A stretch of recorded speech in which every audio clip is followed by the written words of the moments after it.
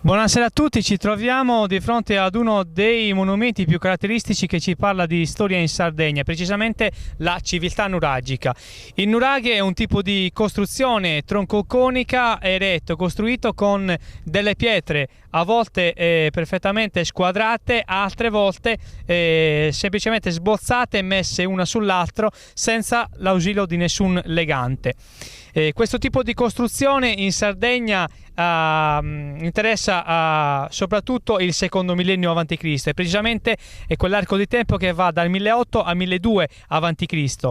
Se ne sono stimati circa a 9000 e qualcuno in più, ed era un tipo di costruzione che veniva appunto edificato per scopi residenziali, a volte per scopi militari, altre volte per scopi religiosi.